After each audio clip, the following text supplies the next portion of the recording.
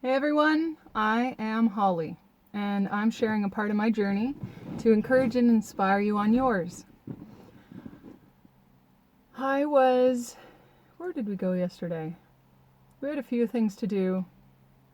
Oh, yeah, we went out of town yesterday for a little bit. And along the way, there's a little boy and a little girl who stepped out onto the road and they were waving like this, and they had a sign. So, still being summer, we knew that it was either a lemonade or an iced tea stand. And as we get closer, we see another extra stand. And of course we stop. We stop at every single one that we see just to support them and help them gain the confidence to do it again. So they were selling little, what do you call them? I guess they're kind of like a solo cup, but the little paper ones, 25 cents, and you can either have iced tea or lemonade, or the little girl said, or both if you'd like. So at the lemonade stand, there was a young girl. She must have been maybe 9, and her brother, who was maybe 10. I don't think he'd be 11. They might have been 8 and 9.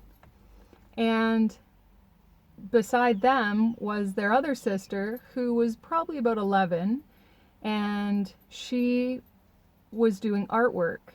So she had finger painting and acrylic paints and watercolors, and hey, and so you can get iced tea or lemonade and then artwork. And the artwork, she only had them up for 50 cents to $1 for a small one, $2 for a medium, and maybe $3 for a large. And I thought it was such a great idea. Like, my child just did a rock stand. He had been wanting to do it for about a month, and we went to visit friends, and him and his friends set up a rock stand. It was so cool. So anyways, so we stop at this stand. So the little boy was the most talkative, and by the end of us buying a lemonade and an iced tea, and I picked this really, oh, I have it right here. Look at this. That was so neat. I thought it was like just the tones she used with the light base, the darker background with the lighter color for the top of the rainbow. It's well thought out. And so so the little boy, what was his name? Anyway, so his name, or he said to me by the end of it, he said, "It's not a competition. We don't compete. We're not competing with each other. My sister always comes up with the better ideas, and I do the work." And I thought to myself, how amazing is it that a child already grasps the concept of how this world is supposed to work, of how God's children are supposed to live together.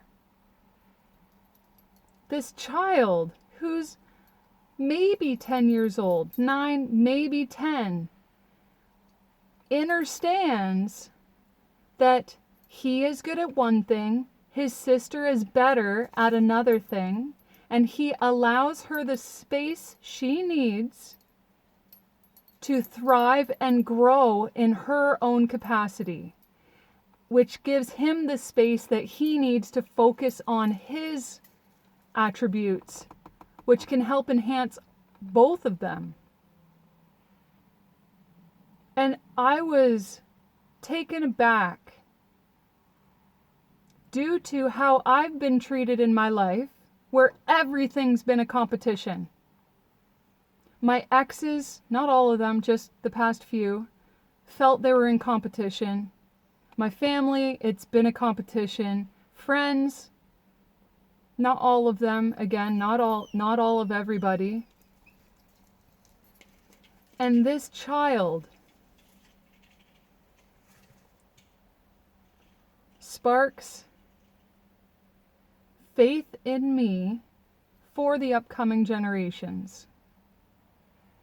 Knowing that when a child at that age can grasp the concept of teamwork and acceptance of others and no competition, no ego, no control.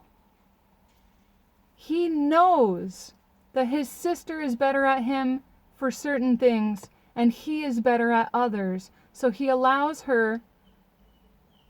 There's a line. They work as a team. And I said to him, I said,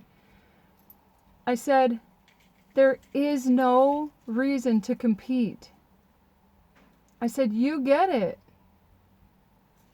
All of us bring our own ideas and our own values to the table. And when we can weld them all together and mesh them all together, we grow together. We create the ultimate team.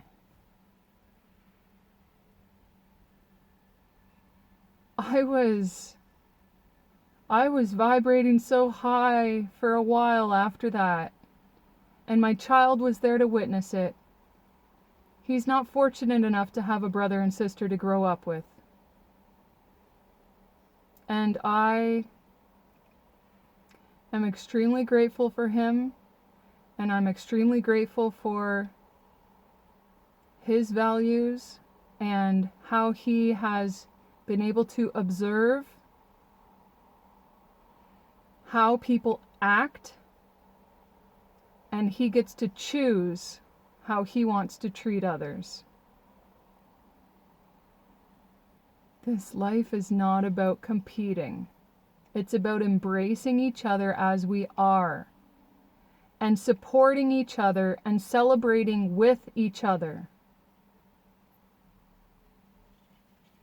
And when something doesn't work out with someone, the acceptance that we had that time together and we were able to grow in our lessons, and we accept the departure knowing that there is better about to be there for us. When you know that you have tried your best and you have forgiven and you are able to move forward rather than constantly slinging arrows and shooting defaming character, assassinating people, either in the spirit or the physical. When you right your wrongs, then you can have the belief of knowing there is better out there for you. And it can happen on both ends of the relationship.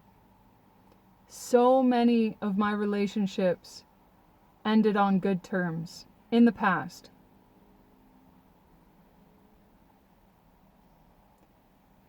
The 3 most recent in the past 9 years, I just,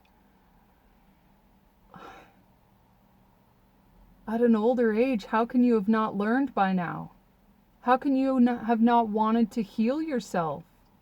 How can you have not wanted to get to know who you are and what you need? And grab that child when you were 7 years old, when you were 5 years old, whenever your trauma started as a child, you grab that kid from that situation and you pull them in with you now. And you tell that child how much you love them and how much you will do anything to protect them and that they don't have to worry anymore.